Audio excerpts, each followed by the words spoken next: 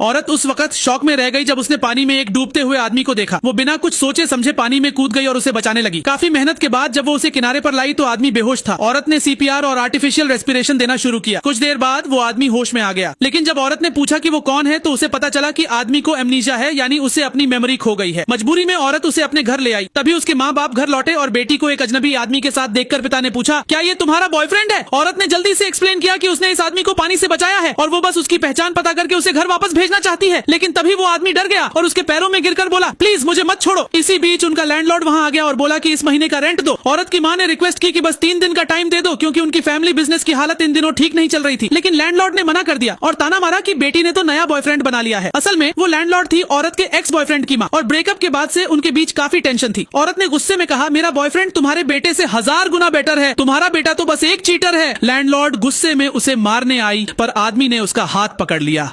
आदमी की strong personality देखकर लैंडलॉर्ड डर गई और 3 दिन का वक्त दे दिया। घर वापस आने के बाद मां ने कहा कि बेटी अपने बॉस से एडवांस सैलरी मांग ले, पर औरत ने बताया कि उसने आज ही अपनी जॉब खो दी। अब पूरा घर टेंशन में था कि रेंट कैसे भरे। तभी पिता को याद आया कि अगले दिन एक हैंडीक्राफ्ट कंपटीशन होने वाली है, जिसका फर्स्ट प्राइज $2 लाख है, और औरत को बचपन से ही हैंडक्राफ्ट्स बनाना बहुत आता था। सबने उसे कंपटीशन में पार्टिसिपेट करने को कहा। अगले दिन वो आदमी के साथ जाकर रजिस्ट्रेशन ऑफिस पहुंची, लेकिन वहां इंचार्ज उसका एक्स बॉयफ्रेंड निकला। उसने उसे देखकर कहा, यहाँ से निकलो, मैं तुम्हारा रजिस्ट्रेशन नहीं करूंगा। इतने में वहां से उस कंपटीशन का मेन इन्वेस्टर गुजर रहा था। जैसे ही उसने उस आदमी को देखा जो औरत के साथ था, वो हैरान रह गया और बोला, ये तो मेरा बिग ब्रदर है। लेकिन वो आदमी उसे कंफ्यूज और सस्पिशियस नजरों से देखता रहा।